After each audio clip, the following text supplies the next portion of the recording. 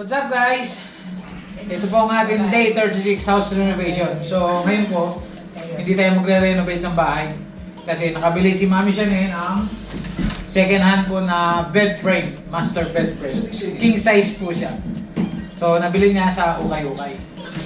Yan po si Mami Shane, nagtatago. Yan po. Yan na. Siyempre, andito rin po si Shrek. Ayan po si Shrek. Wala pa burger. Ayun naman po si... Ate, teka po. Fiona. Si Fiona. Mga kalipunti na ako guys. Sobrang bago. One day lang po ang day off natin kaya May nakasuksok dito. ito ang gagawin na lang muna po natin yung nabiling bed frame ni Mami Shane. Assemblein po natin May ngayon. nakasuksok dito. Nabili namin po kanina sa Ukay-Ukay. Parang surplusan ba? Ganun. Good. Baka mo may makita eh. Ay, sorry ka. Wala makikita dyan. Nakatakin yan. Titignan ko Mami kung saan naka-focus yung mga parang... Ano to? May cover yun din. Pero syempre kailangan. Pwede namang wala. Ino-cover ako.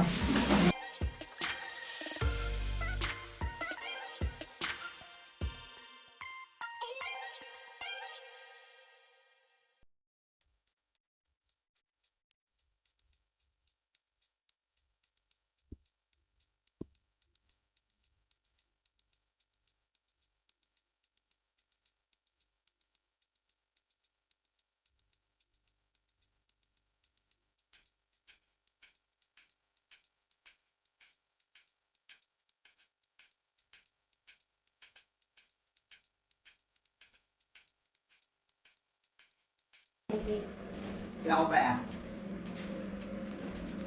Dali ko subukan ko. Okay. Okay, wala. Mga sukat na ano na pala mo. Pre, masik pa ano rito pre. Kaya ako dinusok ko. Yan. Okay, okay. 65 degree.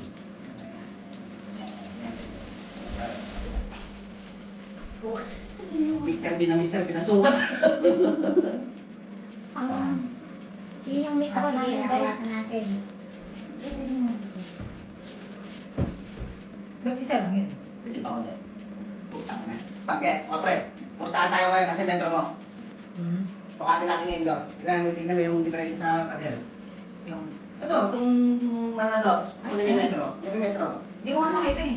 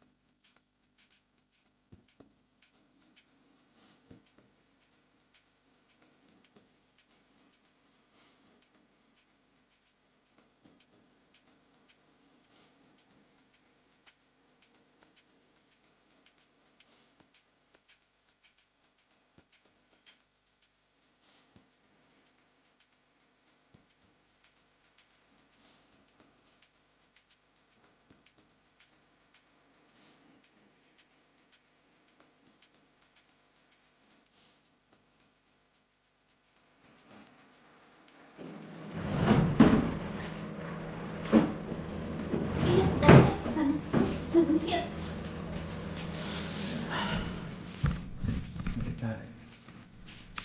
So, yan po guys, ang nagawa natin ngayon.